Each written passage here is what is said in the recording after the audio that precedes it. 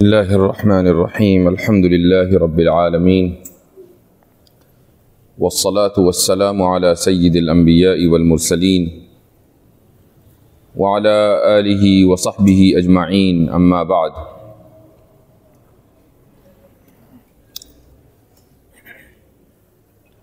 حضرات اساتذہ کرام، علماء عظام اور طلبہ عزیز،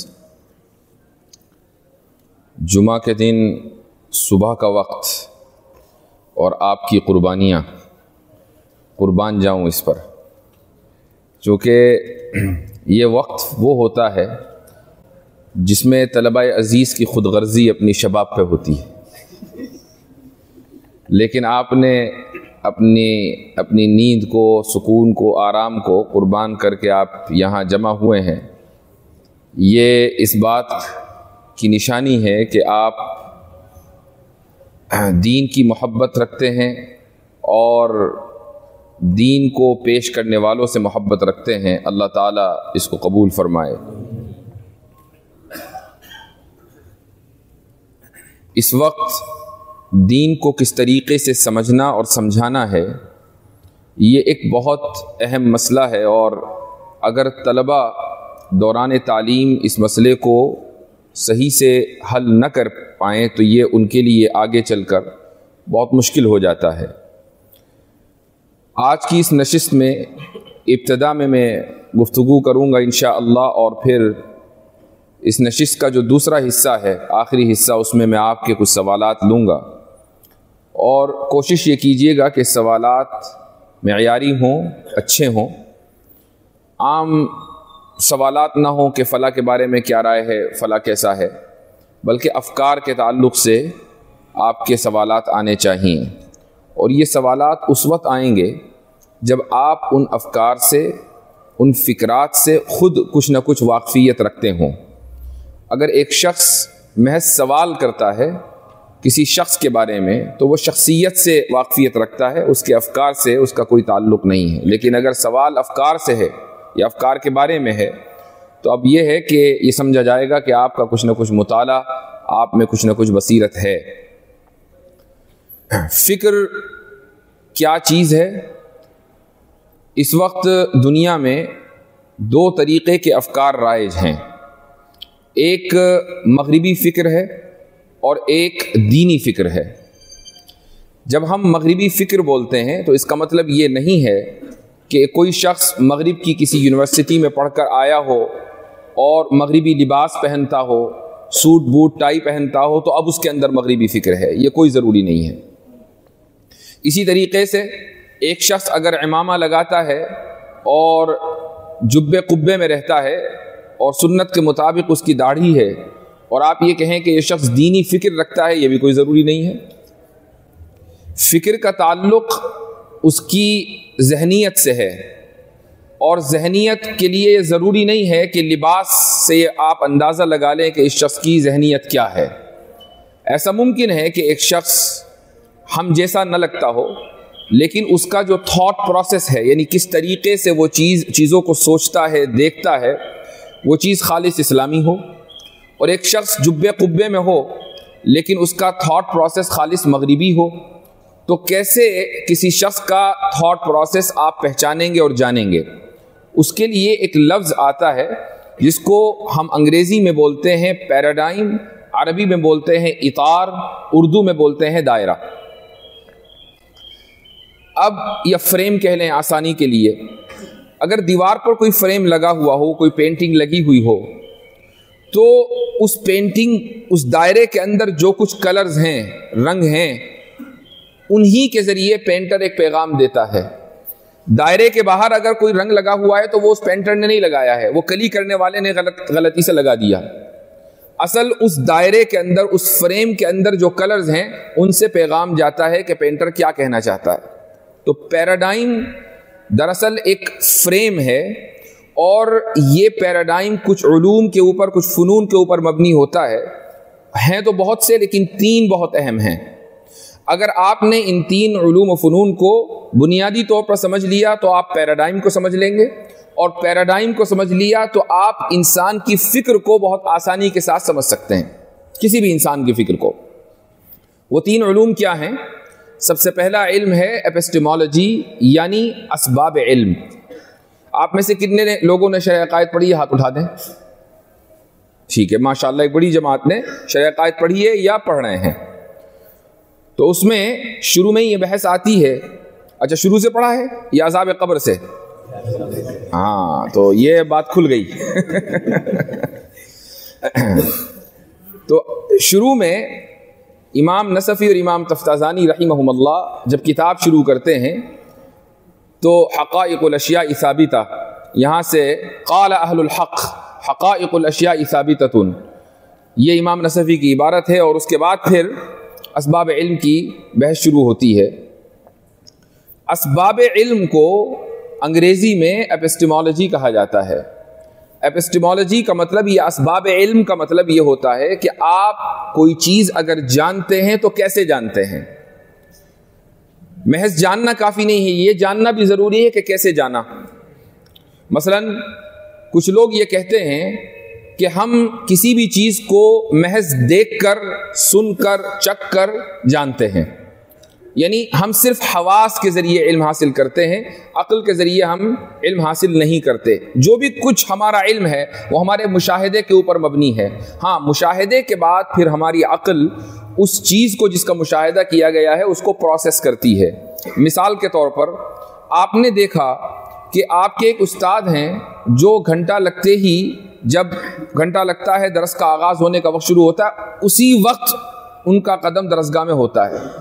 آپ نے پہلے دن دیکھا، دوسرے دن دیکھا، تیسرے دن دیکھا، ہفتہ 10 دن دیکھا، تو اب آپ کی عقل نے یہ نتیجہ نکالا کہ یہ استاذ وقت کے بہت پابند ہیں، لیکن یہ نتیجہ آپ کی عقل نے نکالا مشاہدے کی وجہ سے۔ اس کا مطلب یہ ہوا کہ جو علم بھی آپ کو حاصل ہو رہا ہے وہ مشاہدے کی وجہ سے حاصل ہو رہا ہے۔ آج کی مغربی تہذیب دراصل اسی قسم کی ایپسٹیمولوجی کے اوپر مبنی ہے۔ اس کو انگریزی میں ہم بولتے ہیں امپیریسزم، اور اس کو اردو میں کہا جاتا ہے حواس پرستی، یعنی علم کو صرف حواس کے حوالے کر دینا، عقل کو، وحی کو اور دیگر اسباب علم کو درکنار کر دینا، یہ امپیریسزم یا حواس پرستی کہلاتا ہے۔ لیکن اس میں بھی ایک پرابلم ہے۔ وہ پرابلم یہ ہے کہ یہ ضروری نہیں ہے کہ آپ کوئی چیز دیکھیں اور آپ کو علم حاصل ہو جائے۔ وہ اس طریقے سے، میں 3 مثالیں دیتا ہوں آپ کو۔ پہلی مثال یہ ہے کہ میں اس وقت غور سے آپ حضرات کو بھی دیکھ رہا ہوں، یہ سامنے فون لگا ہوا ہے اس کو بھی دیکھ رہا ہوں، اس مسجد کو دیکھ رہا ہوں، اور جس چیز کو میں دیکھ رہا ہوں میرا ذہن اس کے عکس کو قبول کر رہا ہے، اور یہ علم مجھے حاصل ہو رہا ہے کہ آپ یہاں موجود ہیں، یہ فون یہاں موجود ہے، یہ مسجد یہاں موجود ہے۔ اس کو انگریزی میں بولتے ہیں سینگ دیٹ۔ کسی چیز کو جیسی وہ ہے اس کو اس طریقے سے دیکھنا اور اس طریقے سے علم حاصل کر لینا، سینگ دیٹ۔ دوسری مثال لیجئے۔ دوسری مثال یہ ہے کہ آپ کے سامنے ایک پانی سے بھرا ہوا گلاس رکھا ہوا ہے شیشے کا، اور اس میں آپ نے پینسل ڈال دی، اور باہر سے جب آپ اس کو دیکھیں گے تو پینسل میں بیچ میں ٹیڑھا پن نظر آئے گا، لیکن وہ ٹیڑھا پن موجود تو نہیں ہے، وہ آپ کو نظر آ رہا ہے۔ اس کو بولتے ہیں سینگ ایز، کہ جیسی بظاہر وہ چیز ہے ویسی دکھ رہی ہے، حقیقت میں وہ کچھ اور ہو، یہ سینگ ایز ہے۔ تیسری مثال، آپ یہاں سے مثلا چلے جا رہے ہیں، کہیں بازار آپ کو جانا ہے، اور آپ اپنی سوچوں میں گم ہیں، اچھی سوچوں میں یا بری سوچوں میں آپ گم ہیں، پریشان ہیں یا خوش ہیں، اور اس پورے سفر میں، بازار تک کے سفر میں آپ کو مختلف لوگ ملے، الگ الگ انداز کی آپ نے گاڑیاں دیکھیں، اور کیا کچھ نہیں دیکھا، کچھ دکانیں کھلی ہوئی تھی، اور آخر میں جا کر آپ سے کوئی پوچھے فلاں صاحب ملے تھے، اور آپ یہ کہیں کہ نہیں مجھے تو یاد نہیں ہے، جبکہ آپ نے ان کو دیکھا تھا۔ فلاں دکان کھلی ہوئی تھی، اور آپ یہ کہیں کہ نہیں مجھے یاد نہیں ہے، میں نے توجہ نہیں دی، جبکہ آپ نے اس دکان کو دیکھا تھا۔ تم نے دیکھا کہ فلاں انداز کی گاڑی جا رہی تھی، اور آپ یہ کہیں کہ نہیں میرے ذہن نے اس کو رجسٹرڈ نہیں کیا۔ اس کا مطلب یہ کہ آپ نے اس کو دیکھا، اس کے باوجود بھی سیکھا کچھ نہیں۔ اس کو بولتے ہیں سمپل سینگ۔ تو دیکھنے کی بھی 3 قسمیں، سینگ دیٹ، سینگ ایز، سمپل سینگ۔ تو اب اگر کوئی آدمی یہ کہے کہ ہم دیکھ کر ہی علم حاصل کرتے ہیں، تو بھائی کس چیز کو، اس طرح کے دیکھنے سے آپ علم حاصل کرتے ہیں؟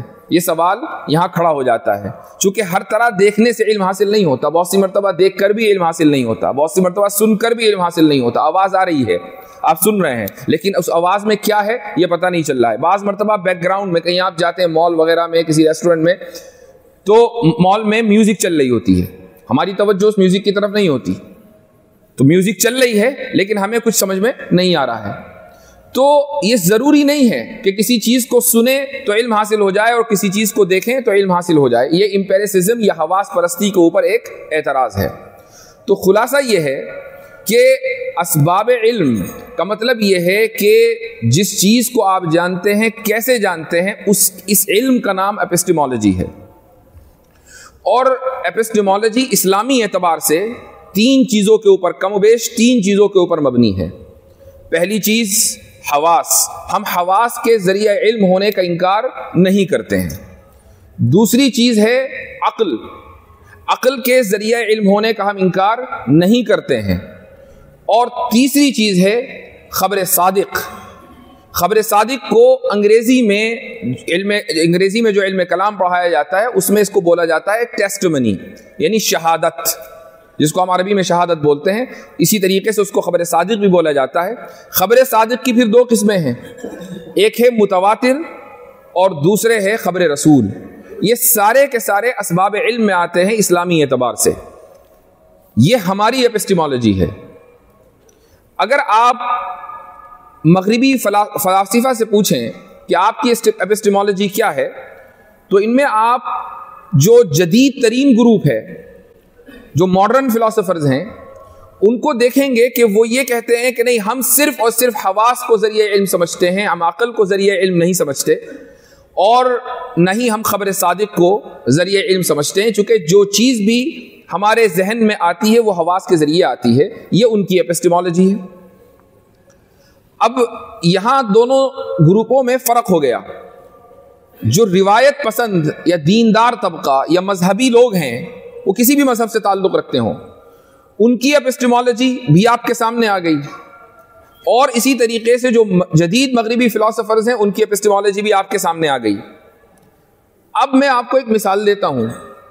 مثال یہ ہے کہ میں اگر کسی سے یہ کہوں کہ ہم مسلمانوں کا اس بات پر ایمان ہے کہ جنت بھی موجود ہے اور جہنم بھی موجود ہے، ہمارا اس بات پر ایمان ہے کہ ملائکہ موجود ہیں، جن موجود ہیں، تو جو شخص ایک روایتی دینی اپسٹیمولوجی کے اوپر یقین رکھتا ہے، اس کے لیے اس قضیے کو اور اس جملے کو قبول کرنے میں کوئی پریشانی نہیں ہوگی، چونکہ اس کو معلوم ہے کہ یہ جو اعتقاد اور یقین ہے یہ کہاں سے آ رہا ہے۔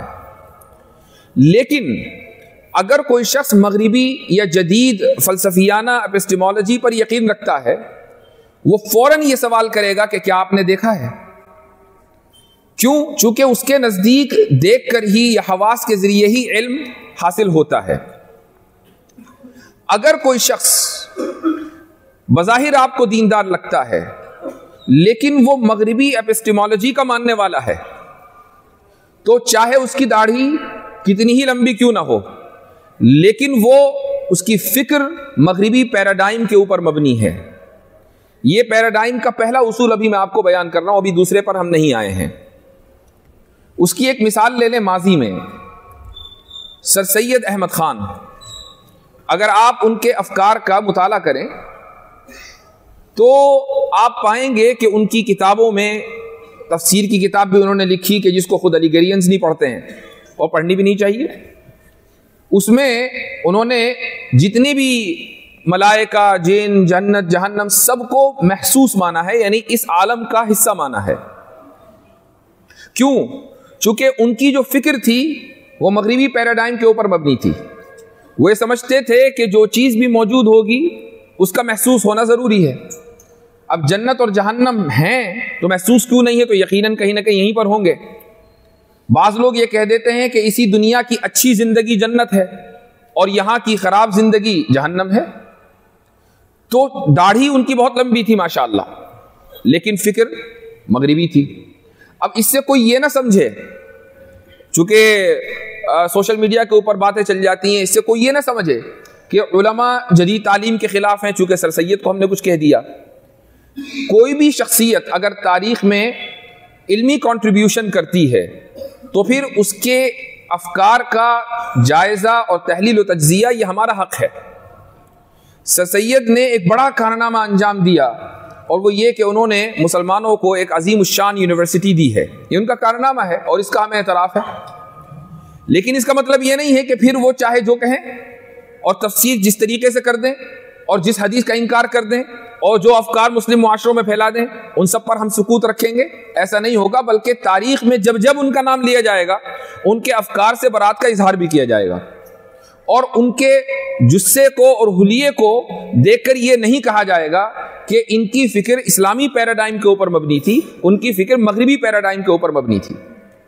اور اس فکر کے جتنے بھی خوشاچی بعد میں آئے ہیں وہ سارے کے سارے اسی فکر سے وابستہ ہیں. آج کے دور میں آپ غامدی صاحب کو دیکھ لیں، وہ اسی فکر کا تسلسل ہے.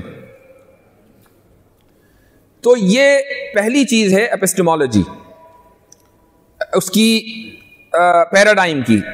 دوسری چیز پیراڈائم کے تحت جو دوسرا فن آتا ہے اہم، وہ ہے آنٹولوجی، جس کو ہم اردو میں وجودیات یا عربی میں علم الوجود کہتے ہیں.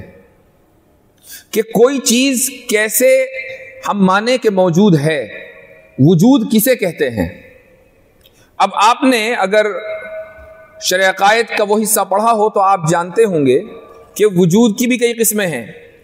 وجود حقیقی، وجود ذہنی، اور اسی طریقے سے وجود وہمی، یہ سارے کے سارے موجودات کے اندر آتے ہیں. لیکن اہل مغرب کے نزدیک یا مغربی فکر میں وجود صرف اور صرف مادی ہوتا ہے، غیر مادی وجود کو وہ وجود حقیقی نہیں مانتے ہیں. جبکہ ہماری فکر میں یا روایتی فکر میں وجود کے لیے مادی ہونا ضروری نہیں ہے. اگر کوئی چیز غیر مادی ہے تو اس کو بھی ہم موجود حقیقی مانتے ہیں. اور اس کی مثال جو شاید آپ نے میری زبانی سنی بھی ہو کبھی، اور میں نے بارہا دی ہے اور خصوصاً ڈیبیٹس میں دی ہے، وہ یہ ہے کہ میں اور آپ جتنے بھی افراد یہاں موجود ہیں، بلکہ دنیا میں موجود ہیں، ہم سب غیر مادی ہیں، اور اس کے باوجود ہم اپنے وجود کا اعتراف بھی کرتے ہیں اور مانتے بھی ہیں. اب آپ یہ کہیں کہ یہ کیسا جملہ ہے کہ ہم سب غیر مادی ہیں، ہمارا جسم بھی ہے، ہم اپنے آپ کو محسوس کر رہے ہیں، ہمیں تکلیف بھی ہوتی ہے، راحت بھی ہوتی ہے، ایک دوسرے کو دیکھ رہے ہیں اور اس کے باوجود غیر مادی ہیں. تو اس کا جواب یہ ہے کہ جو کچھ ہم دیکھ رہے ہیں یہ ہمارے اجسام ہیں، یہ ہم نہیں ہیں. اور اس کی دلیل یہ ہے کہ جب کوئی آدمی انتقال کر جاتا ہے تو لاش اگرچہ اس کی وہیں رکھی ہو، آپ پھر بھی کہتے ہیں کہ انتقال کر گیا، انتقل ینتقل اس کا ہو گیا. تو انتقالہ کا مطلب ہے منتقل ہونا. تو کیا چیز منتقل ہوئی ہے؟ جسم تو وہی موجود ہے. اس کا مطلب وہ جو شخصیت ہے جس کو ہم جسم کے ذریعے دیکھ رہے تھے، وہ شخصیت منتقل ہو گئی، اور وہ شخصیت مادی نہیں تھی، جب یہ اتنی آسانی سے منتقل بھی ہو گئی کہ جسم وہیں رکھا رہ گیا. اس کا مطلب یہ ہوا کہ ہم میں سے ہر ایک شخص غیر مادی ہے. ہمارا جو وجود ہے جسم سے ہٹ کر روح کا، وہ غیر مادی ہے. اور یہاں تک کہ ملحد جو خدا کے وجود کا انکار کرتا ہے وہ بھی اس چیز کو تسلیم کرتا ہے. آپ اس سے پوچھیں کہ بھائی کسی کے مرنے کو کیا کہتے ہیں انگریزی میں، وہ کہے گا پاسڈ اوے. پاسنگ اوے کا مطلب ہے چلے جانا. تو آپ یہ کہیں بھائی جو بندہ مرا ہے وہ تو یہی موجود ہے، پھر کون گیا؟ تو اب اس کے ذہن میں یہ بات آئے گی کہ بات تو صحیح ہے. تو یعنی اس کا دماغ بھی اسی طریقے سے کام کرتا ہے کہ انسان کی شخصیت حقیقی وجود رکھتی ہے لیکن مادی وجود اس کا نہیں ہے. ہاں، جسم اس وجود کی ایک سواری ہے. شاہ ولی اللہ محدث دہلوی رحمہ اللہ نے اس فلسفے کو بڑی خوبصورتی کے ساتھ بیان کیا ہے کہ ہماری روح کی دو قسمیں ہیں، ایک روح ربانی ہے اور ایک روح حیوانی ہے. روح حیوانی تمام حیوانات کے اندر پائی جاتی ہے، تمام جانوروں کے اندر پائی جاتی ہے. اس روح کے ذریعے ہم زندہ ہیں، ہر جانور زندہ ہے. پھر ایک ہے روح ربانی. روح ربانی صرف اور صرف انسانوں کے اندر پائی جاتی ہے، ملائکہ کے اندر پائی جاتی ہے. اور روح ربانی کا مطلب یہ ہے کہ ہم دراصل فطری خواہش رکھتے ہیں کہ ہم ملائکہ کی طرح بن جائیں، ہمارے اندر اچھی صفات آ جائیں، اچھی خصوصیات آ جائیں۔ آپ کسی منکر خدا سے، کسی اسلام کے دشمن سے، کسی خدا کے دشمن سے بھی یہ پوچھیں کیا تم اچھا بننا چاہتے ہو؟ تو وہ کہے گا بالکل اچھا بننا چاہتا ہوں۔ کیا تم یہ چاہتے ہو کہ تم دنیا میں لوٹ مار کرو، ظلم و ستم کے پہاڑ ڈھاؤ؟ وہ کہے گا بالکل نہیں۔ کیوں؟ اس کا مطلب یہ ہے کہ ہر انسان میں فطری طور پر یہ خواہش موجود ہے کہ وہ اچھا بنے۔ اب اچھائی کا معیار کیا ہے؟ اچھائی کا معیار ہے ملائکہ، یعنی ہم صفات ملوکیت ہم اپنے اندر اختیار کرنا چاہتے ہیں۔ یہ کیوں چاہتے ہیں؟ چونکہ ہمارے اندر روح ربانی موجود ہے۔ اس روح ربانی کا تقاضا یہ ہے کہ ہم فرشتوں کی طرح بن جائیں، لیکن ساتھ میں روح حیوانی بھی ہے۔ روح حیوانی کا تقاضا یہ ہے کہ ہم جانوروں کی طرح بن جائیں، ان کی طرح خود غرضی بھی ہمارے اندر ہو، ان کی طرح جو کچھ بھی وہ کرتے ہیں وہ چیزیں ہمارے اندر، وہ صفات ہمارے اندر ہوں۔ انسان میں مستقل روح ربانی اور روح حیوانی کے درمیان یہ کانفلکٹ چلتا رہتا ہے۔ اب اگر انبیاء کی تعلیم کو اختیار کر لیا جائے تو روح حیوانی روح حیوانی کے اوپر غالب آ جاتی ہے، اور اگر انبیاء کی تعلیم کو درکنار کر دیا جائے تو روح حیوانی روح ربانی کے اوپر غالب آ جاتی ہے۔ تو روح حیوانی اللہ کی طرف سے جو روح انسان کو دی گئی، اس کے بعد اس کے اوپر روح ربانی ہے۔ روح حیوانی روح ربانی کی سواری ہے، اور روح حیوانی کی سواری کیا ہے؟ یہ جسم ہے۔ اس سے یہ ثابت ہوا کہ ہماری جو شخصیت ہے اس میں روح ربانی اور روح حیوانی کا بنیادی کردار ہے۔ جسم محض ایک سواری ہے۔ ہم ابھی گاڑی میں بیٹھ کر آئے، وہ گاڑی ہماری ایک سواری ہے۔ اب اگر آپ اس گاڑی کا نام کسی شخص کے نام پر رکھ دیں اور یہ کہیں کہ یہ گاڑی ہی فلاں مفتی صاحب ہیں، تو یہ ظلم ہوگا؟ بھائی فلاں مفتی صاحب تو اس گاڑی میں بیٹھ کر آئے ہیں، وہ ان کی سواری تھی، اور وہ سواری بھی ٹیمپریری تھی، مستقل کی نہیں تھی، تو فلاں مفتی صاحب کا نام آپ گاڑی کو نہیں دے سکتے۔ تو اس سے یہ ثابت ہوا کہ ہمارے نزدیک وجود کے لیے مادی ہونا ضروری نہیں ہے، وجود حقیقی کے لیے غیر مادی وجود بھی وجود رکھتا ہے۔ یہ ہے آنٹولوجی۔ اس کے بعد تیسری چیز آتی ہے مورالٹی۔ مورالٹی کا مطلب ہوتا ہے اخلاقیات، کہ کیا چیز اخلاقی ہے، کیا چیز غیر اخلاقی ہے، اس کا فیصلہ کون کرے، یہ کیسے طے ہو۔ جو روایتی مورالٹی ہے اہل مذہب کی، وہ یہ ہے کہ اس کا فیصلہ ہمارے بنانے والے اور ہماری زندگیوں کو چلانے والے نے پہلے ہی کر دیا کہ یہ چیز اخلاقی ہے اور یہ چیز غیر اخلاقی ہے، اور وہ ہماری سرشت اور ہماری طبیعت میں رکھ دی اللہ تعالیٰ نے۔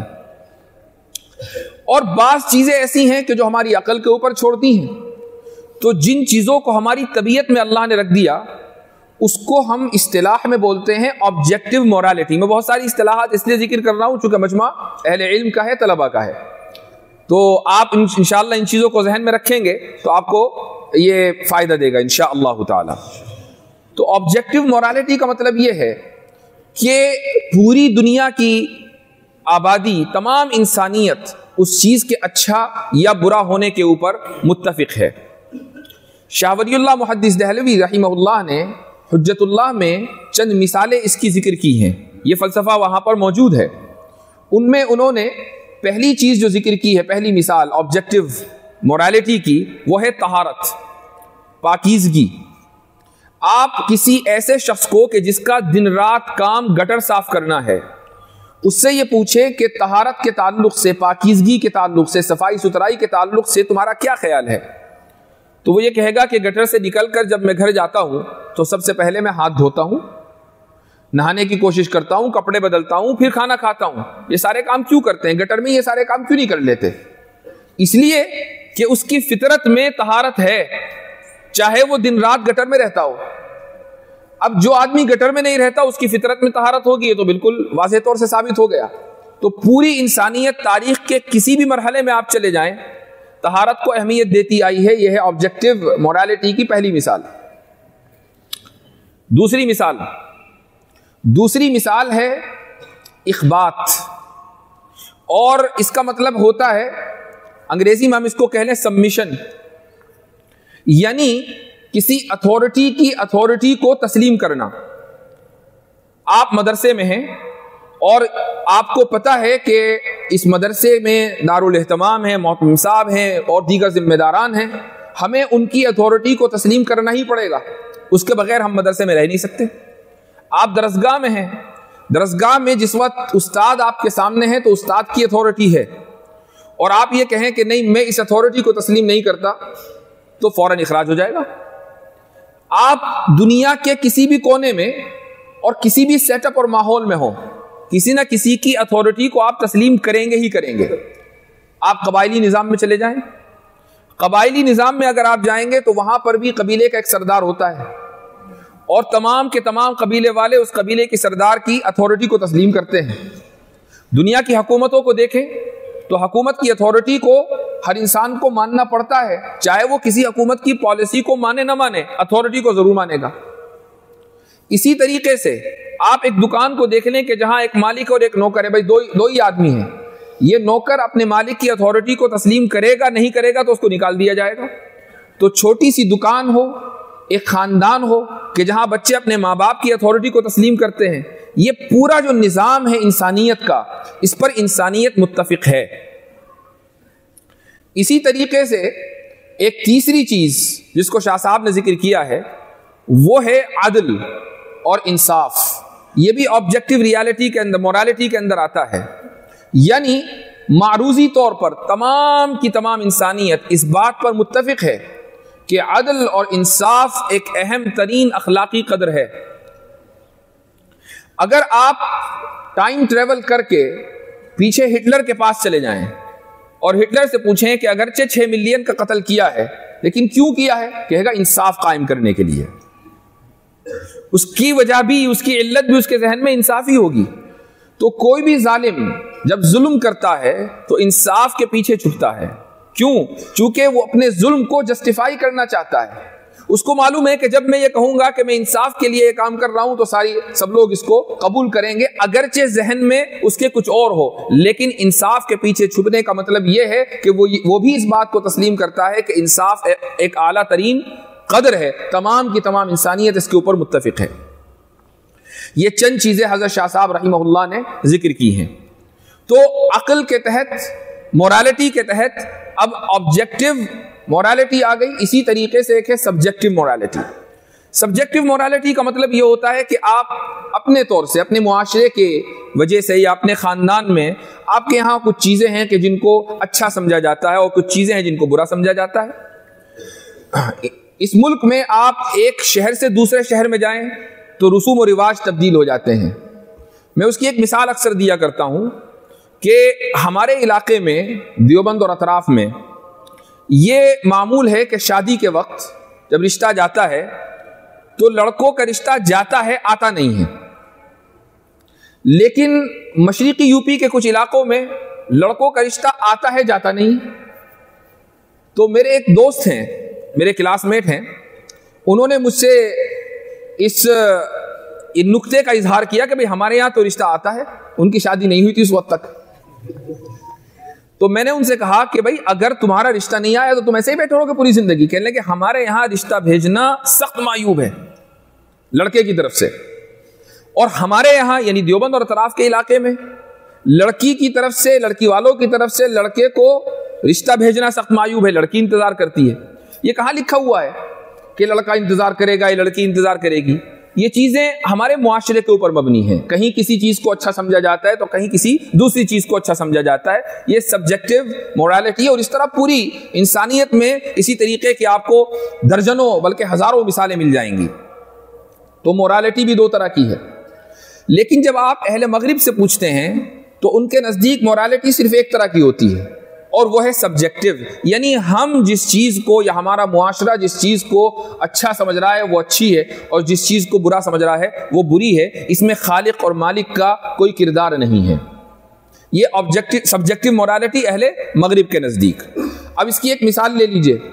اس کی مثال ہے ہم جنس پرستی. ہم جنس پرستی کو مغربی معاشرہ آج سے تقریباً 20 سال پہلے, 30-35 سال پہلے اگر آپ چلے جائیں تو نہایت معیوب اور برا سمجھتا تھا. اس لفظ کے لیے اس طرح کے الفاظ پبلک میں بولے نہیں جاتے تھے. میرے ایک دوست ہیں جنہوں نے میرے پاس پڑھا بھی ہے, 2 بھائی ہیں, اور ان کے والد نے اسلام قبول کیا تھا. ان کے والد کا لاسٹ نیم ہے گیلورڈ. اچھا, لفظ گیلورڈ کے معنی آتے ہیں فرحان, بہت خوش. تو والد صاحب نے اسلام قبول کیا سن 70 کی دہائی میں, اور اس وقت تک یہ لفظ اتنا عام نہیں ہوا تھا. اب ہوا یہ کہ جیسے جیسے وقت گزرا یہ لفظ عام ہوتا گیا, اور لفظ گے کے معنی آ گیا کہ وہ مرد جو ہم جنس پرست ہو. تو وہ صاحب مجھے بتانے لگے جنہوں نے میرے پاس پڑھا ہے کہ اب ہمیں کوفت ہوتی ہے, یہ جو آخری نام ہے اس کو پبلک میں ذکر کرتے ہوئے. تو پہلے تو ان کے والدین نے ہنسی خوشی نام رکھا تھا کہ بھئی اس کے معنی ہیں بہت خوش, اور اب انہیں خفت ہو رہی ہے اس نام کو پبلک میں ذکر کرتے ہوئے. یہ چیز کیا ہے؟ یہ مزاج بدلا ہے پوری قوم کا. 70-80 سال میں پوری قوم کا مزاج بدل گیا, اور جب مزاج بدلا تو اس کی اخلاقیات بھی بدل گئیں. پہلے اس لفظ کا ذکر کرنا برا سمجھا جاتا تھا اور یہ لفظ ایک دوسرے معنی میں استعمال ہوتا تھا. آج اس لفظ کا ذکر کرنا نہ صرف یہ کہ اچھا بلکہ قابل فخر انداز میں اس کو پیش کیا جاتا ہے. ابھی یہاں آنے سے پہلے صبح ہماری ایک میٹنگ تھی. آپ میں سے کچھ لوگ واقف ہوں گے کہ میں ایک اسکول کا ذمہ دار بھی ہوں امریکہ میں. تو ہمیں ایک ٹیچر کو ہائر کرنا تھا, اور اس ٹیچر کو ہائر کرنے کی وجہ سے اس کا انٹرویو تھا. تو اس ٹیچر نے ابھی 2 سال پہلے اسلام قبول کیا ہے, خاتون نے, اور ایک دیسی سے شادی بھی کی ہے. وہ پبلک اسکول میں نہیں, سرکاری اسکول میں وہ ٹیچر رہی ہے. میں نے اس سے پوچھا کہ تم وہاں کیا سبجیکٹ پڑھاتی تھی؟ تو کہنے لگی کہ میں سوشل اسٹڈیز پڑھاتی تھی.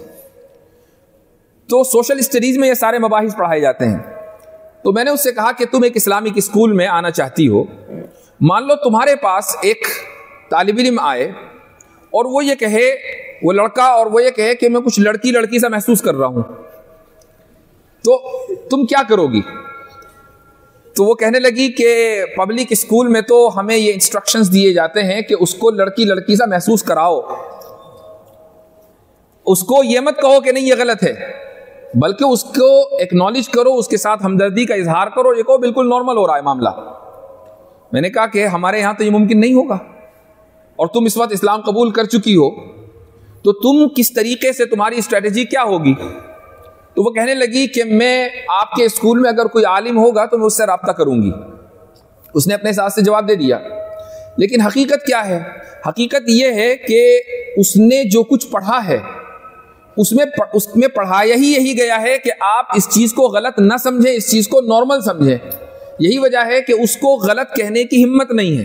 پڑھا اس نے وہی ہے, تو وہ کسی دوسرے کو ریفر کرے گی, اسپیشلسٹ کو, کہ آپ اس معاملے کو ہینڈل کریں. میرے پاس وہ ٹول یا وہ ہتھیار نہیں ہے کہ جس کے ذریعے میں اس معاملے کو ہینڈل کر سکوں. تو یہ سبجیکٹیو مورالٹی ہے کہ کیسے ایک قوم کی اخلاقیات بدل گئی. اور مغرب میں اگر کوئی چیز ہوتی ہے تو پھر وہ آہستہ آہستہ مشرق میں بھی آتی ہے. تو یہ یاد رکھیے کہ آپ کو بھی ان چیزوں سے واسطہ مطلب پڑنے والا ہے. ہمارے یہاں امریکہ میں اس وقت یہ کنسرن پایا جاتا ہے, یہ فکر پائی جاتی ہے علماء میں, ائمہ میں, کہ اگر کل کوئی ایسا قانون بن جائے کہ مذہبی آزادی اس تعلق سے محدود کر دی جائے, اور مثلا 2 مرد مسجد میں آئیں اور امام صاحب سے یہ کہیں کہ ہمارا نکاح پڑھائیے, اور امام صاحب یہ کہیں کہ یہ کیا مذاق ہے, میں اس طرح کا نکاح پڑھانے کو غیر اسلامی تصور کرتا ہوں, تو امام صاحب اریسٹ ہو سکتے ہیں. ایسا قانون بن سکتا ہے امریکہ میں. اب امام صاحب کے پاس کیا آپشن ہوگا؟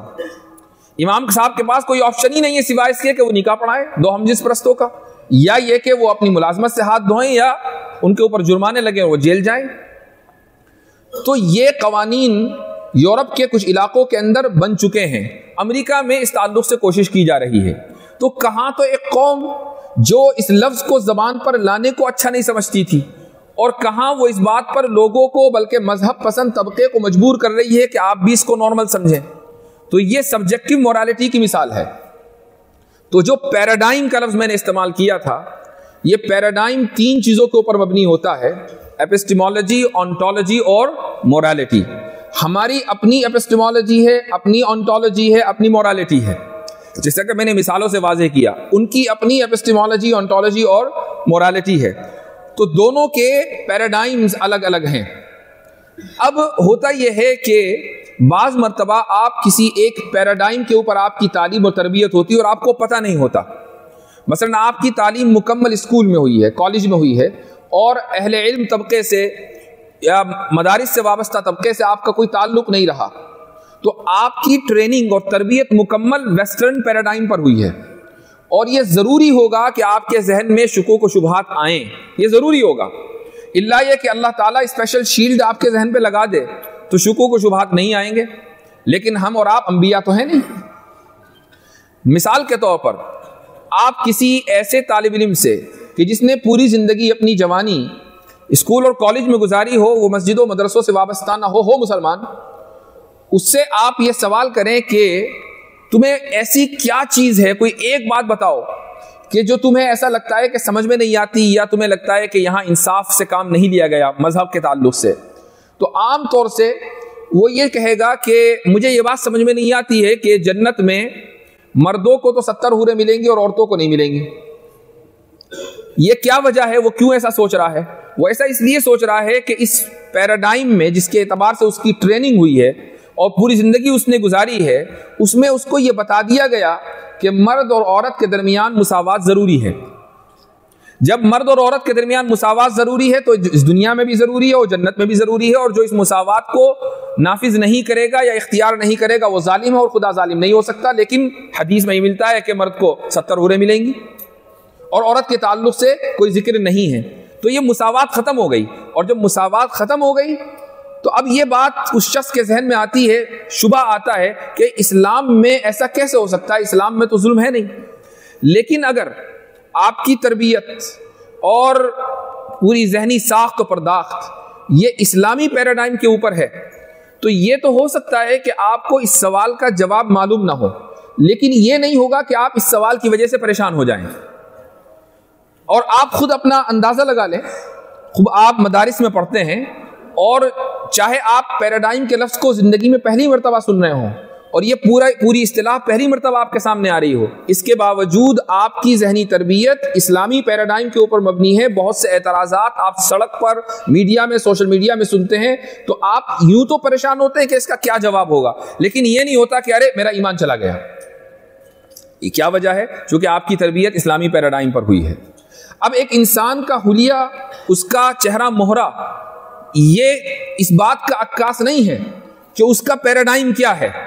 ایسا ہو سکتا ہے, حالانکہ میں اس بات پر یعنی جو مثال دے رہا ہوں میں آپ کو انکریج یا ترغیب نہیں دے رہا ہوں خدا نخواستہ, ایسا ہو سکتا ہے کہ ایک شخص سوٹڈ بوٹڈ ہو, ٹائی ہو اور اس کے داڑھی نہ ہو چہرے پر, لیکن وہ خالص روایت پسند ہو, یعنی وہ روایت پسندی میں یقین رکھتا ہو, ایسا ممکن ہے. اسی طریقے سے میں نے ابھی مثال دی کہ ایسا بھی ممکن ہے کہ ایک شخص امامے میں آ جائے, لمبی چوڑی داڑھی ہو, لیکن اس کا ویسٹرن پیراڈائم اور اسلامی پیراڈائم نہ ہو. تو پیراڈائم کو سمجھنا بے انتہا ضروری ہے. اب ایک چیز اور رہ گئی, اور وہ ہے عقل. عقل ذریعہ علم ہے, اور اسلامی اعتبار سے یا متکلمین کے نزدیک عقل کا جو دائرہ ہے وہ حواس کے دائرے سے بڑا ہوا ہے. اس کی ایک مثال لیجئے. مثال یہ ہے کہ میں اس وقت دیکھ رہا ہوں کہ میرے سامنے ایک دیوار ہے کہ جس کے اوپر وائٹ ماربل لگا ہوا ہے, اور میں نے اس کو دیکھا اور مجھے علم حاصل ہوا, لیکن میری عقل یہ بتا رہی ہے کہ یہ دیوار خود بخود وجود میں نہیں آئی ہے. اس دیوار کے پیچھے کسی کی محنت کار فرما ہے. کوئی آرکیٹیکٹ ہوگا, کوئی کانٹریکٹر ہوگا, مزدور مستری لگے ہوں گے, بہت سارے لوگوں کی پلاننگ ہوگی, تب جا کر یہ دیواریں کھڑی ہوئی ہیں. حالانکہ ممکن ہے کہ یہ دیواریں 10 سال 20 سال یا 40 سال پہلے بنی ہوں. ہم نے ان لوگوں کو نہیں دیکھا, نہ ہم نے اس دیوار کو بنتے ہوئے دیکھا ہے, لیکن ہمیں یقین ہے کہ یہ دیوار خود سے ایک دم نہیں بن گئی, بنانے والے تھے. یہ کس نے بتایا ہمیں؟ یہ ہمارے حواس نے نہیں بتایا, یہ ہماری عقل نے ہمیں بتایا ہے. تو عقل بھی ذریعہ علم ہے.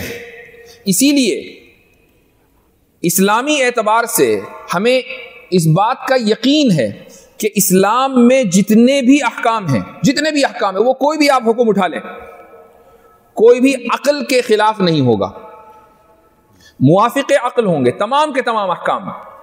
حضرت تھانوی رحمہ اللہ کی یہ کتاب احکام اسلام عقل کی نظر میں, اور اس میں انہوں نے احکام اسلام کیسے عقل کے موافق ہے اس کو ثابت کیا ہے. لیکن یہاں ایک سوال آپ کے ذہن میں ڈالتا ہوں. وہ سوال یہ ہے کہ اگر عقل اور نقل کے درمیان تعارض ہو جائے تو ترجیح کس کو دیں گے؟ نقل کو ترجیح دیں گے. تو اب ایک طرف تو یہ بات آ گئی کہ کوئی بھی حکم عقل کے خلاف نہیں ہے، اور دوسری طرف ہم یہ کہہ رہے ہیں کہ عقل اور نقل میں تعارض ہو تو نقل کو ترجیح دیں گے. اس کا مطلب تعارض ممکن ہے. تو اب یہ دو باتیں ہو گئی اور ان دونوں میں تضاد ہو گیا. اس کو حل کیسے کریں گے؟ اس کے حل کا کوئی طریقہ ذہن میں ہے؟ یہ ہو سکتا ہے کہ انسان کے دماغ کا جو حصہ ہے مشکل سے 10 سے 11% اس سے زیادہ استعمال نہیں ہو سکتا، باقی 90% تو بند ہی رہتا ہے. ٹھیک، ہو سکتا ہے وہ 90% جب پورے تو اس کے خلاف نہ ہوئی، لیکن ہر انسان کھول نہیں سکتا ہے اتنے دماغ. بہت اچھا. ان کے جواب کا خلاصہ یہ ہے کہ ہو سکتا ہے کہ وہ انسان ڈبہ بند ہو، ہے نا. تو بھائی جب 90% دماغ کام ہی نہیں کر رہا ہے تو پھر احکام اس کو عقل کے مخالف ہی لگیں گے. امام غزالی رحمہ اللہ نے اس مسئلے کو حل کیا ہے، اور اس کو پہلے ایک آپ مثال سے سمجھ لیجئے. مثال ہے آئینے کی، کہ آئینے میں جب آپ اس کے سامنے کھڑے ہوں تو آپ اپنا عکس اور ریفلیکشن دیکھتے ہیں، لیکن بعض مرتبہ آئینے کے سامنے کھڑے ہونے کے باوجود بھی عکس صحیح سے نظر نہیں آتا. پہلی وجہ یہ ہے کہ آئینہ جس میٹیریل سے بنتا ہے اس میٹیریل کے اوپر ابھی صحیح سے پالش نہیں ہوئی ہے. میٹیریل موجود ہے، پالشنگ صحیح سے نہیں ہوئی. اب آپ اس میٹیریل کو سامنے رکھیں اور 3-4 گھنٹے کھڑے رہیں، الگ الگ اینگل سے دیکھیں، نظر نہیں آئیں گے. کیوں؟ چونکہ آئینہ ابھی صحیح سے بنا نہیں ہے. ایسے ہی بعض عقلیں ایسی ہوتی ہیں جو ابھی خام مال ہے، ابھی پختہ نہیں ہوئی ہیں. بچے کی عقل ہے، آپ اس کے سامنے امام غزالی کا فلسفہ دن رات بیان کرتے رہیں، جب بھوک لگے کہ روئے گا، کھلونا دیکھے گا تو خوش ہوگا. اس کو غزالی کے فلسفے سے کوئی لینے دینا نہیں ہے. تو عقل اس کی خام ہے. جس طریقے سے آئینہ خام ہوتا ہے اور آئینے میں ریفلیکشن یا عکس نظر نہیں آتا، تو بعض لوگوں کی عقلیں خام ہوتی ہیں، کچی ہوتی ہیں، ناپختہ ہوتی ہیں. بعض مرتبہ آئینہ اس کو پالش کر دی جاتی ہے، لیکن وہ غسل خانے میں لگا ہوا ہے اور پانی کے چھینٹے لگ رہے ہیں اور پانی کی وجہ سے وہ زنگ آلود ہو گیا. جب وہ زنگ آلود ہو گیا تو آپ اگر اس میں دیکھیں گے تو تھوڑا بہت تو دکھے گا کہ کچھ نظر آ رہا ہے، لیکن مکمل عکس صحیح طریقے سے اس میں نظر نہیں آئے گا. بعض لوگوں کی عقلیں گناہوں کی وجہ سے زنگ آلود ہو جاتی ہیں، اور جن کی عقلیں گناہوں کی وجہ سے زنگ آلود ہو جائیں تو ان کو پھر احکام اسلام اور عقل کے درمیان تضاد نظر آئے گا، کیونکہ عقلیں زنگ آلود ہیں. جس طرح آئینہ زنگ آلود ہے تو آدمی اپنے آپ کو صحیح سے نہیں دیکھ پاتا، عقل جب زنگ آلود ہو تو اس کو نقل صحیح طریقے سے سمجھ میں نہیں آئے گی. بعض مرتبہ ایسا ہوتا ہے کہ آئینہ لگا ہوا ہے اور سامنے لگا ہوا ہے، لیکن آپ آئینے سے ہٹ کر ادھر کھڑے ہوئے ہیں، تو آپ کیسے اپنے آپ کو دیکھیں گے؟ یہ ضروری ہے کہ آپ آئینے کی محاذات میں ہوں. جب آئینے کی محاذات میں ہوں گے تبھی آپ کو آئینے میں اپنا عکس نظر آئے گا. بعض مرتبہ ایسا ہوتا ہے کہ ایک انسان ہے جو دیندار ہے، نماز بھی پڑھتا ہے، زکوٰۃ بھی دے دیتا ہے، رمضان آتے ہیں تو روزے رکھ لیتا ہے، لیکن اس کی مکمل توجہ اور اس کی فکر معاش کے اوپر ہے. اس کو دن رات اس کی فکر ہے کہ میں کھاؤں گا کیسے، کماؤں گا کیسے، فیملی کو کیسے سپورٹ کروں گا، وغیرہ وغیرہ. تو اگر ایسا شخص ہے تو چونکہ اس کی توجہ دین کے اوپر نہیں ہے، وہ دین کے محاذات میں مستقل نہیں کھڑا ہوا، تو اس لیے دین کے بہت سے احکام اس کو عقل کے مخالف نظر آئیں گے، حالانکہ ہیں وہ عقل کے موافق. بعض مرتبہ ایسا ہوتا ہے کہ آئینہ سامنے ہے اور آپ بھی اس کے محاذات میں ہیں، لیکن درمیان میں پردہ ڈال دیا. اب درمیان میں جب ایک آڑ آ گئی، پردہ ڈال دیا، تو آپ کتنے ہی سامنے اس کے کھڑے رہیں، محاذات کتنی ہی ہو اور آئینہ کتنا ہی صاف و شفاف کیوں نہ ہو، ریفلیکشن یا عکس نظر نہیں آئے گا. اسی طریقے سے بعض مرتبہ ایک انسان اور اس کی عقل کے درمیان غلط عقائد کا پردہ آ جاتا ہے. بعض مرتبہ ایسا ہوتا ہے کہ الحاد کا پردہ آ گیا، ارتداد کا پردہ آ گیا، لبرلزم کا پردہ آ گیا، یہ پیراڈائم جو ویسٹرن پیراڈائم ہے اس کا پردہ آ گیا. جب ان چیزوں کے پردے آپ کے اور احکام اسلام کے درمیان یا عقل کے سامنے آ گئے تو آپ کی عقل احکام اسلام کو قبول نہیں کرے گی اور یہ سمجھے گی کہ عقل اور نقل میں تضاد ہے۔ بعض مرتبہ ایسا ہوتا ہے کہ آئینہ بھی ہے، آپ سامنے کھڑے ہیں اور آپ کو اپنی گردن کے پیچھے کیا ہے وہ دیکھنا ہے۔ اب وہ کیسے دیکھیں گے؟ الٹے ہو جائیں گے تو نہیں دیکھ پائیں گے۔ اس کا کیا طریقہ ہے؟ اس کا طریقہ ہے کہ آپ دوسرا شیشہ لیں اور دوسرے شیشے کو بھی بالکل ایک دم صحیح جگہ پہ رکھیں۔ ادھر رکھیں گے تو نظر نہیں آئے گا، یہاں بالکل پیچھے کر دیں گے تو نظر نہیں آئے گا، تھوڑا سا ادھر کر کے آئینے کے سامنے تو آپ کو نظر آئے گا کہ گردن پہ کیا ہے۔ اسی طریقے سے یعنی گویا کہ دو شیشوں کو صحیح سے مرتب کیا، اس ترتیب میں اگر غلطی ہو گئی تو نہیں دیکھ پائیں گے اور ترتیب صحیح رہی تو دیکھ پائیں گے۔ اب میں آپ کو ایک مثال دیتا ہوں۔ مثال یہ ہے کہ منطق کی تو کتابیں پڑھی ہوں گی، کچھ نہ کچھ تو پڑھا ہی ہوگا، ٹھیک؟ شکل اول پڑھی ہے منطق میں، صغرا کبرا، ٹھیک ہے، پڑھا ہے، ٹھیک ہے، ماشاءاللہ۔ ایک مثال ہے اردو میں، ہم یہ کہیں کہ زید ایک انسان ہے، اس قضیے میں کسی کو اختلاف نہیں۔ دوسرا قضیہ، اکثر انسان خود غرض ہوتے ہیں، اس قضیے میں بھی کسی کو اختلاف نہیں ہے۔ یہ قضیہ بھی بالکل صادق ہے کہ اکثر انسان خود غرض ہوتے ہیں، تو نتیجہ کیا نکلا؟ زید خود غرض ہے؟ یہ تو ضروری نہیں، اب آپ نے خود ہی اس کا انکار کر دیا کہ نہیں یہ کیسے، لیکن دونوں قضیے صحیح ہیں، وہ دونوں شیشے ٹھیک تھے، دونوں شیشے ٹھیک تھے، اس کے باوجود آپ نہیں دیکھ پا رہے تھے چونکہ ترتیب میں غلطی تھی۔ یہاں کیا ہے کہ شکل اول میں کبرا کا موجبہ کلیہ ہونا ضروری ہے۔ یہ جو کبرا ہے یہ موجبہ کلیہ نہیں ہے، اگر موجبہ کلیہ ہوگا تو یوں بنے گی شکل کہ زید انسان ہے اور تمام انسان خود غرض ہوتے ہیں، اور آپ رک جائیں گے کہ نہیں یہ غلط ہے، تمام انسان خود غرض نہیں ہوتے، لہٰذا آپ آگے نہیں بڑھیں گے۔ اور اگر موجبہ کلیہ ہوگا اور صحیح ہوگا تو نتیجہ صحیح نکلے گا۔ مثلا آپ یہ کہیں کہ زید انسان ہے اور ہر انسان فانی ہے تو زید فانی ہے، اب نتیجہ صحیح نکلا چونکہ ہر انسان کا فانی ہونا یہ بالکل درست ہے۔ تو جب آپ عقل کے اعتبار سے قضایا کی ترتیب صحیح دیں گے تو نتیجہ صحیح نکلے گا، اور اگر ترتیب غلط دیں گے تو نتیجہ غلط نکلے گا۔ بالکل ایسا ہی جیسے کہ آپ نے دو آئینے رکھے ہوئے ہیں، دونوں کو صحیح طریقے سے پکڑا تو آپ دیکھ پائیں گے ورنہ نہیں دیکھ پائیں گے۔ تو اس پورے مبحث کا خلاصہ کیا ہے کہ اگر ایک انسان کی عقل سلیم ہے، یعنی آئینہ بھی عقل آئینے کی طرح ٹھیک ہے، آئینے کی طرح عقل کے سامنے محاذات میں بالکل وہ کھڑا ہوا ہے، توجہ بھی بالکل ٹھیک ہے، پردہ بھی نہیں پڑا ہوا ہے، گناہوں میں بھی مبتلا نہیں ہے، ایسے انسان کی عقل کے مطابق پوری کی پوری شریعت ہے، شریعت کا کوئی بھی حکم عقل کے خلاف نہیں ہو سکتا۔ لیکن اگر کوئی ایک پرابلم بھی ہے کہ چاہے وہ گناہوں میں مبتلا ہو، عقائد کا پردہ پڑا ہوا ہو، یا توجہ نہیں ہو، یا ترتیب صحیح نہ دے رہا ہو، تو اب ایسا ممکن ہے کہ عقل اور نقل میں بظاہر تضاد نظر آئے، تو ایسے شخص کے لیے حکم یہ ہے کہ پھر نقل کو ترجیح دو اور اپنی عقل کے اوپر کام کرو۔ یہ امام غزالی رحمہ اللہ نے اس مسئلے کو یوں حل کیا، اور یہی ہماری فکر ہے، یعنی ہمارے اکابر کی جو فکر ہے، جو ان کا فلسفہ ہے، وہ یہی ہے کہ جتنے بھی احکام ہیں شریعت کے، ان میں حقیقی اعتبار سے کہیں بھی عقل کی مخالفت نہیں ہے۔ ہاں بعض مرتبہ انسان کو خود سے سمجھ میں نہیں آتا تو یہ اس کی اپنی کمزوری اور اس کا اپنا عیب ہے۔ تو اس سے یہ ثابت ہوا کہ اگر ہم اپنے پیراڈائم کو درست کر لیں اور اپنی قوم کے پیراڈائم کو اور اس کے اطار اور دائرے کو اگر درست کر لیں تو شکوک و شبہات وہیں کے وہیں ختم ہو جائیں، وہ اس دائرے میں یا اس ذہن میں کبھی داخل نہ ہوں۔ اور اگر پیراڈائم غلط ہے، وہ دائرہ غلط ہے، اور اس شخص کی ٹریننگ غلط انداز سے ہوئی ہے، تو پھر شکوک و شبہات جنم لیتے رہیں گے۔ اب بحیثیت طلبہ مدارس کے ہماری اور آپ کی ذمہ داری کیا ہے؟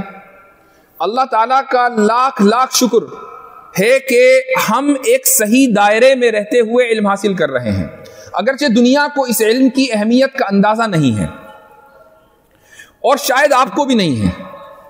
یہ بھی حقیقت ہے کہ بہت سے طلباء مدارس میں رہتے ہوئے اپنی جو ان کے پاس کیا خزانہ ہے اور کس اہمیت کا حامل ہے، ان کو خود اس چیز کا ادراک نہیں ہوتا۔ میں آپ کو گارنٹیڈ یہ بات بتا رہا ہوں کہ جو کتابیں ہم اور آپ پڑھتے پڑھاتے ہیں ان کتابوں کی خصوصیت یہ ہے کہ وہ ایک طالب علم کی، پڑھنے والے کی ریزننگ یعنی عقلی استدلال کی صلاحیت کو معراج کے اوپر پہنچا دیتی ہیں. اور آپ کسی بھی کالج کے طالب علم کو، یہاں تک کہ وہ فلسفی بھی پڑھ رہا ہو، کچھ بھی پڑھ رہا ہو، اور ایک مدرسے کے طالب علم کو جس نے صحیح طریقے سے علم کلام پڑھا ہے، دونوں کو آپ آمنے سامنے بٹھا دیں، دوسرے کا بوناپن فوری طور پر واضح ہو جائے گا.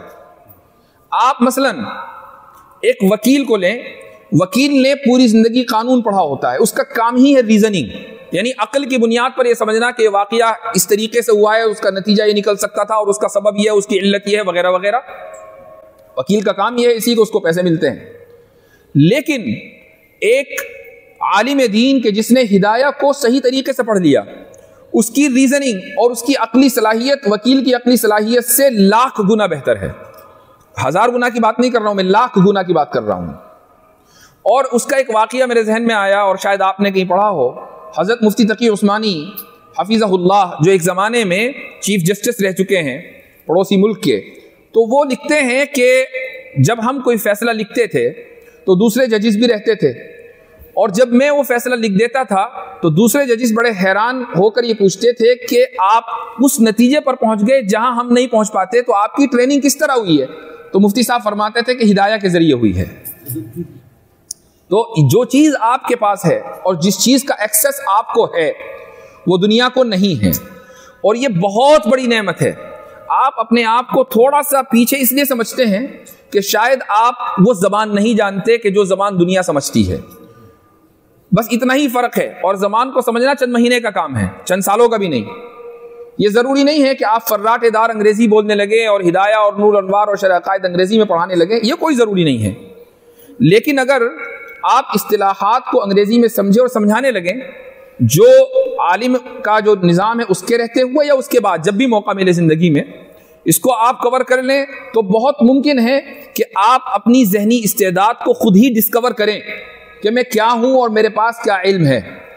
یہ اس وقت ہوگا جب آپ ان لوگوں کے ساتھ اٹھیں گے، بیٹھیں گے کہ جن کے پاس وہ علم نہیں ہے، اس علم کی دولت نہیں ہے جو اللہ سبحانہ و تعالیٰ نے آپ کو دی ہے. تو یہ اللہ کا بہت بڑا احسان، اس کا لاکھ لاکھ شکر ہے کہ اس نے ہمیں ایسی جگہ پر پہنچا دیا کہ پوری دنیا ایک پیراڈائم کے اوپر علم حاصل کر رہی ہے، اور ہم اس پیراڈائم کے اوپر علم حاصل کر رہے ہیں کہ جس کو خدا نے نازل کیا ہے، ہم اس کے محافظ ہیں. اللہ تعالیٰ نے ہمیں ان مدارس کے اندر محافظ بنا کر بھیجا ہے دین کا.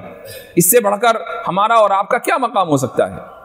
تو میرے بھائیو، آج کے دور میں شکوک و شبہات کی جو اصل وجہ ہے وہ یہی پیراڈائم کا مسئلہ ہے. اور چونکہ جدید تعلیم جس کی ہم مخالفت نہیں کرتے ہیں، ہم تو خود چاہتے ہیں کہ ہمارے بچے اعلیٰ سے اعلیٰ تعلیم حاصل کریں، لیکن اگر ان کے اس پیراڈائم کو درست کر لیا جائے تو دنیاوی اعتبار سے بھی اور دینی اعتبار سے بھی وہ ترقی کریں گے. لیکن اگر ان کے پیراڈائم میں کہیں جھول ہے تو یہ تو ممکن ہے کہ وہ دنیاوی اعتبار سے ترقی کریں لیکن ان کی دینی ترقی نہیں ہوگی، اور یہی سب سے بڑا خسارہ ہے. اس سے بڑھ کر کوئی دوسرا خسارہ نہیں ہے. دعا ہے کہ اللہ سبحانہ و تعالی جو کچھ کہا گیا اس کو سمجھنے کی اور اس پر عمل کرنے کی توفیق عطا فرمائے. جزاکم اللہ خیر الجزاء، وآخر دعوانا الحمدللہ رب العالمین.